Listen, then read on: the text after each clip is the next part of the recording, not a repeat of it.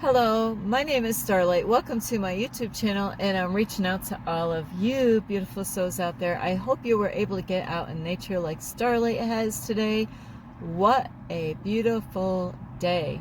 I think it was like the early 70s here today, out in this area. So anyway, I really inspire all of you. Make sure, we just had Valentine's Day, and I know some people out there, they don't feel loved on those days because, they might have not heard anybody say Happy Valentine's Day, but Starlight did. Starlight said Happy Valentine's Day to all of you because I know what it's like to feel that you're alone even when you're not. So anyway, if you are new to my YouTube channel, welcome, and you could find me on YouTube, and that is at Starlight, and that is Kathy with a K Dingman. Plus, you could give this video a thumbs up, bing, bing, bing. And also, don't forget you can subscribe to my YouTube channel. Plus, don't forget you can leave me a message down below, beep, beep, beep. And don't be afraid, don't be shy. Swing by and say hi to Starlight, please. If you got something to say about this video or other videos, don't be afraid. Just leave a message, say hello, or you could say anything you want as long as, like you're being kind. Because if you're not being kind, Starlight does not put up with that stuff on her YouTube channel. It's all respect on this channel and love, sending love out to everyone. So not only that is that you can check out my playlist, and you can also share my videos, especially these ones. These are so vitally important, these videos, because this can happen to anyone like it did with me, because you push the button so you know what video this is. And anyway, besides that, you could share my videos with your family, your friends. I just seen a hawk a couple times in here already. I don't know if it's the same hawk, but you could share my videos with a hawk. And earlier today, when I was talking to a young man earlier, a pigeon. The pigeon just kept on coming next to us. So I'm like, that's a sign from the universe. So yes, and also you could check out my Instagram at 1995 Starlight, or on Facebook, and that is Kathy with a K Dingman Starlight. So I already made part 1, and I have a little bit of correction on my part 2. Instead of editing, I'm just going to make that correction here. Is on part 1, I mentioned how the hospital that they put me into was where I was born, and that was a Starlight misworded what she was saying. I was born at my house. What I mean is, in those days, I already came out of my mom at the trailer where I was born, and so they must have had the doctor come to our house. But that is where the paperwork and all that stuff, because they had to take me to the hospital after I was born to check Starlight out. So that is what I meant. So that was, I'm just making a correction on that. And so where I left off is where Starlight was noticing a lot of things in the hospital, and I'm just going to backtrack a little bit to freshen you up. Is that Starlight got locked into a psych hospital where I was not. I am repeating, I was not trying to harm myself. I was not in danger of hurting myself. I was not hurting anyone else. But without Starlight knowing, I thought they were just going to send me into my regular hospital, but my doctor at that place sent me into the psych hospital.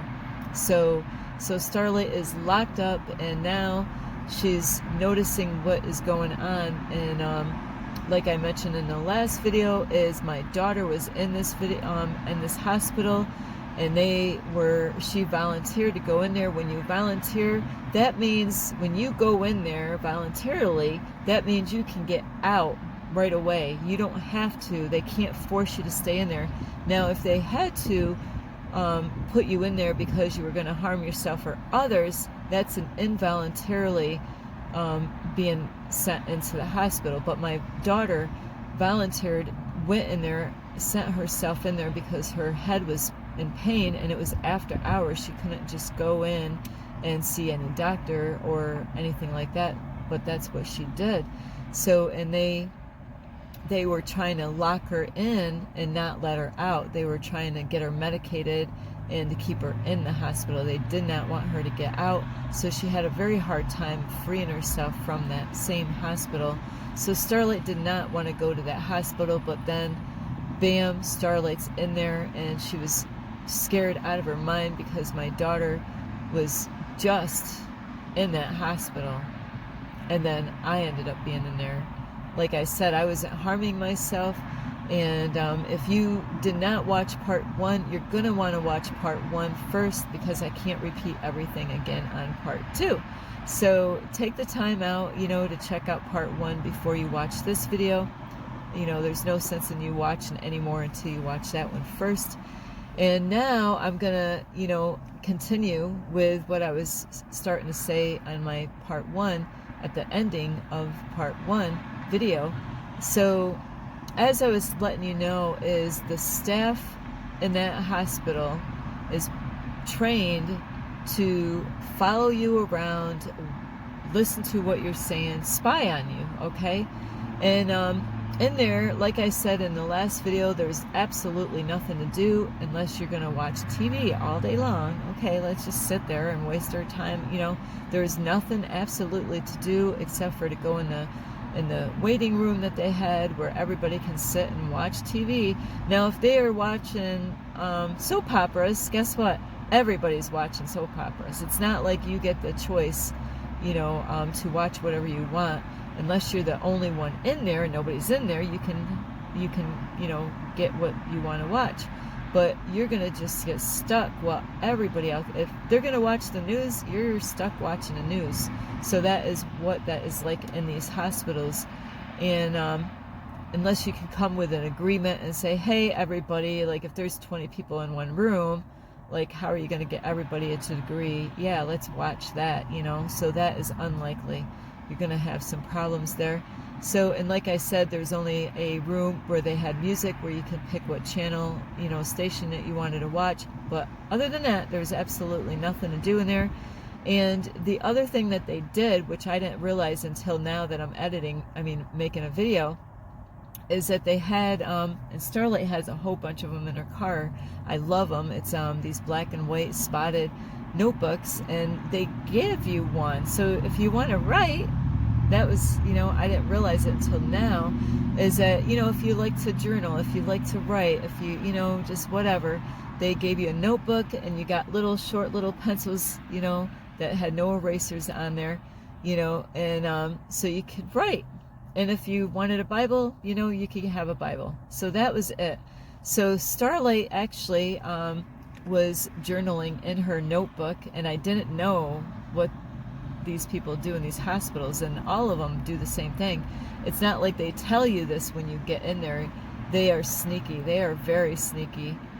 And because they deal with a lot of different people in those hospitals, there's some sneaky people that get locked into these psych hospitals, kind of like prison. People are hiding things, in their prison cell. They, learned a lot of crazy stuff. Well, it goes on like that into a psych hospital, not too much different than a prison or a jail. So, anyway, Starlight was writing all kinds of stuff in her notebook, and I would hide it in my room. And so I didn't know while I was in there is that they actually had bedroom checks. And so this was a part of what they did. See, they purposely gave you the notebooks. So, and then they kept track of who had notebooks. So later on, they know you got a notebook in your room, and they're gonna look for it. So Starlight didn't hide hers very good. I think I hid it under my clothes, not knowing that I didn't keep it out in the opening so they can read it.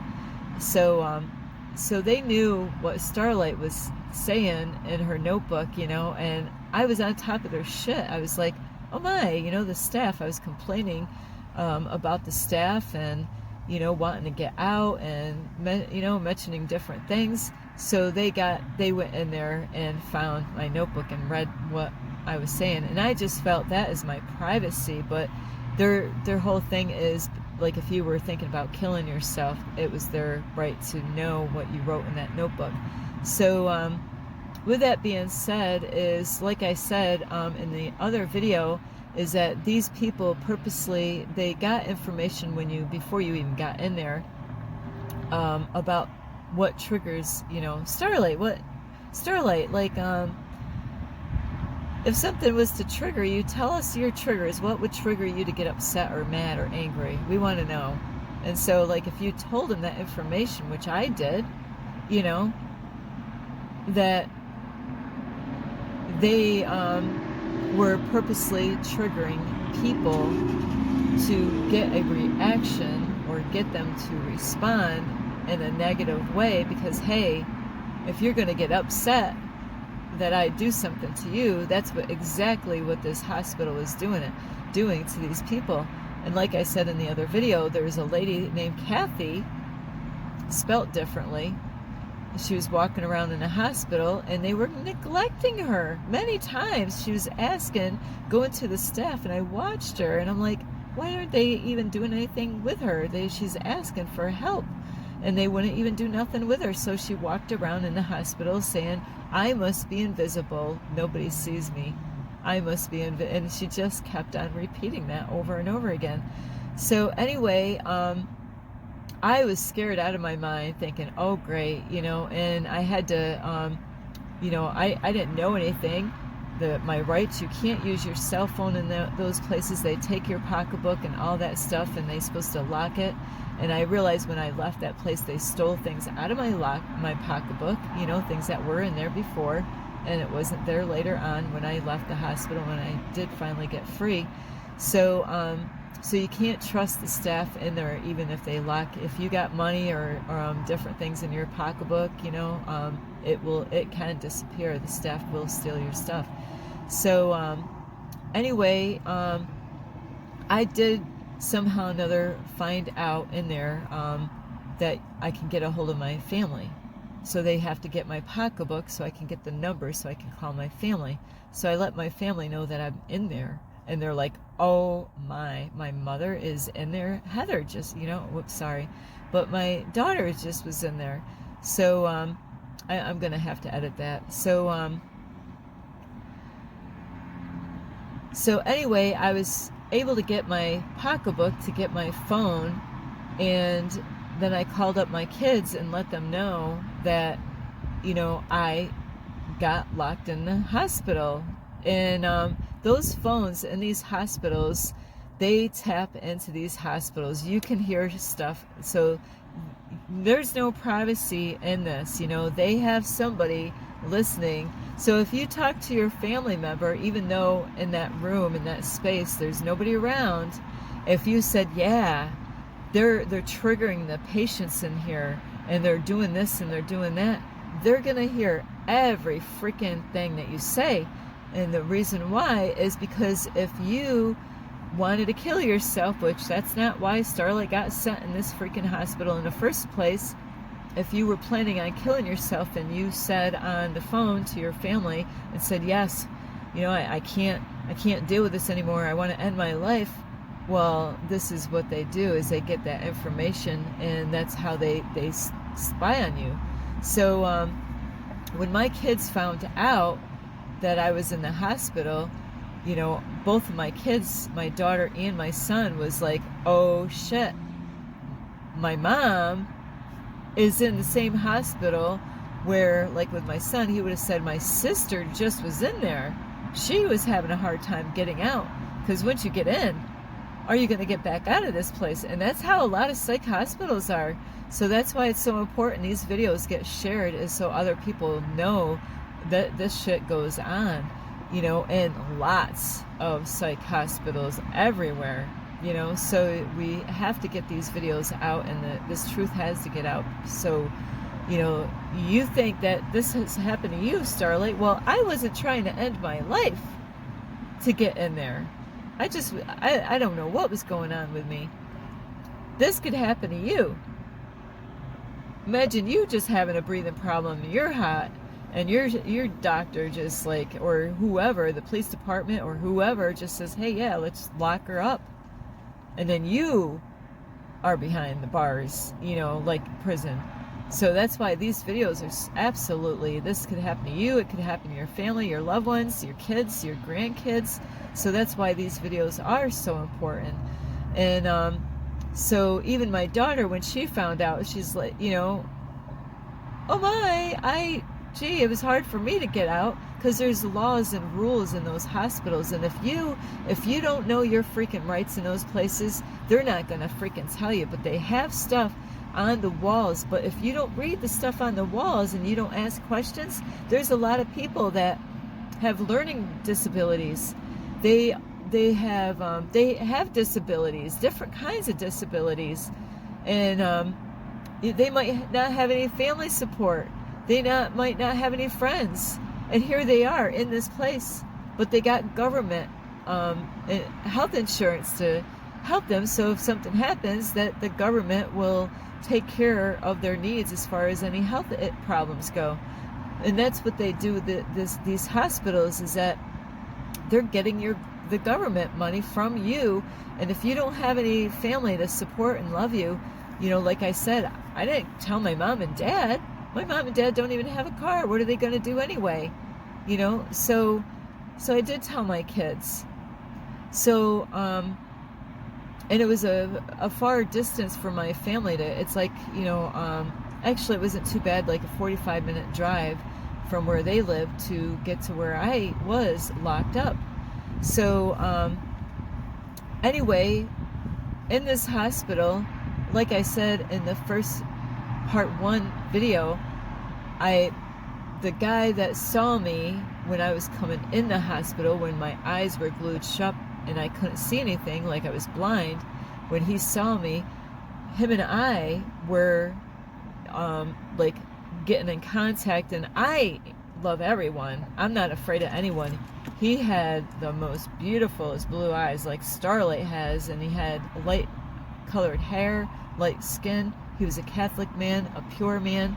And this guy Peter, he was getting upset in the hospital because his eyes were so, like, you could be like it would suck you in, just like the way mine are. But people would not even look at him. They couldn't deal with looking at him because he was so pure, and he was, you know, going to church and all this, is that they wouldn't even look at him. So he was getting upset because, you know, people wouldn't even give him eye contact the whole time in there, but I was the only one that did. I just was drawn to this man, and I was like, I want to know this guy. I'm gonna look at his beautiful eyes, you know, and I wasn't afraid of him. So we connected just like that in this hospital. And so we were talking, and you know, we were just talking, getting to know each other, and I had some stuff that I knew with my brother, that my brother was teaching me. So God put this man and I in this hospital at the same time for a reason. It was not by accident. So anyway, him and I are getting along great. The staff can't believe it. You know, they're like, nobody would get close to this man, but Starlight did. And they were watching him and I like a hawk, just staring at us the whole time, following us everywhere in the hospital. And anyway, there's visitations hours, and it's so crazy that they do this. Part of the visitation hours are right before, during, and after when you're eating your dinner. You know, it's like, why would they have visitations right when you're ready to eat your dinner? But anyway, so my son and my daughter-in-law were gonna drive out to see me, and it was, you know, dark out, because that's when they had visitations. And because they called me up on the phone. These hospitals, what you got to watch out for, family could call you up, but is the staff going to tell you that your family called? You know, so this is what is so important with these hospitals like this. You cannot trust the staff at all. If you're, you know, if they wanted to keep you locked in and your family wants to come and visit you, or, you know, check up on you, they could actually, you know, deny your, you know, without you knowing. You know, how are you going to know your family called unless somebody tells you? So those are things that you must watch out for in these psych hospitals. They might not even tell you that, hey, your son called or your daughter called, you know. But anyway, my son and my daughter-in-law was coming and visiting me, and it was right before dinner. So at the cafeteria where we eat at this hospital, they pulled out this big old cart with all the trays. They're all just lined right up, you know, just like a lot of the hospitals are. They're just 1, 2, 3, you know, everybody's trays are all in there. Now my tray should have been in with all these trays. Okay? So my son and my daughter-in-law came to visit, and I told Peter, I said, hey, Peter, come and join me. You can meet my family. You can meet my kids. And he wanted to, because I didn't want to tell him, hey, my family's here, you got to leave. No, I wanted him to come and join me. Then the staff came along. They didn't like that Peter and I were getting along great, because Peter is some person. He's got something special about him. And so anyway, so the staff did not like that this guy and I were talking, and they actually came up to Peter, and they told him, like, because my son and my daughter-in-law and I were going to go in a private space, you know, where they have like a, you know, like a waiting room area where you can sit, you know, and spend time with your family members, you know.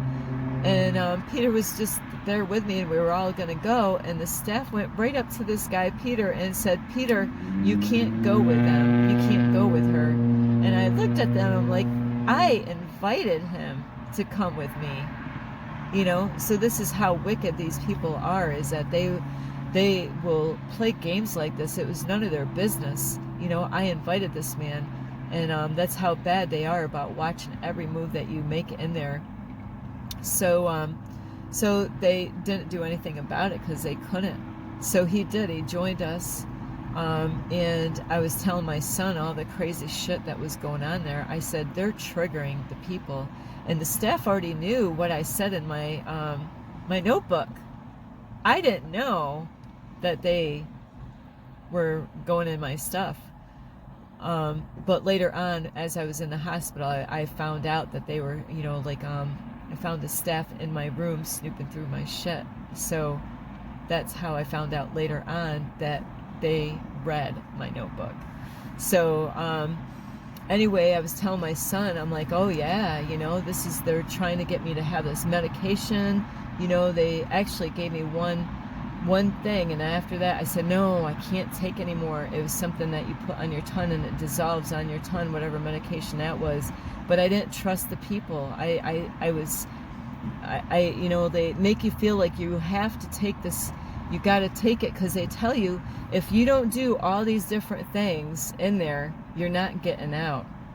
So like they're saying to you in these hospitals, if we try to give you medication and you don't take it, you might end up staying in there longer because you're not taking that medication. They try to take your rights away. They should not do that. They should not force you to take that medication, you know, at all. And that's what they were trying to do. I don't even know what the medication was. I don't even know what the side effects was supposed to be.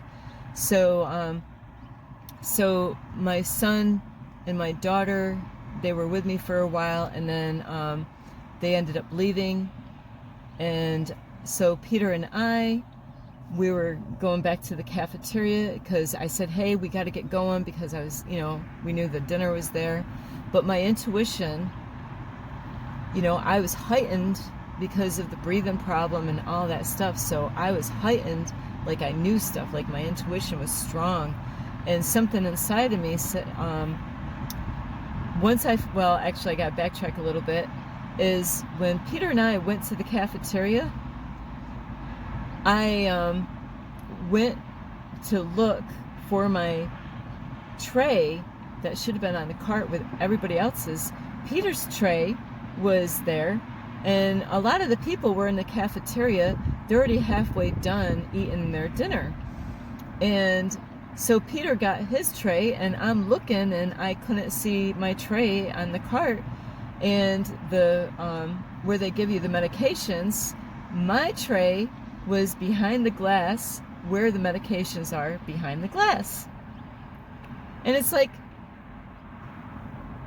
why is my tray behind the glass where they give you medications? All the medication is behind that counter, that glass where they give medications.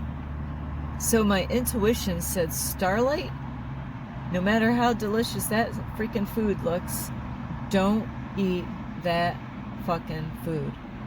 Don't eat it. They did something with it. It made no sense. So I didn't know. I asked the staff, I'm like, where's my tray? Because it's not here with the cart. And that's exactly where they pulled it out of, is right where the medications are in the hospital. And then they gave me my tray. So Peter and I were sitting at the table, and the staff is watching us. We were talking. We were, sorry about this horrible noise.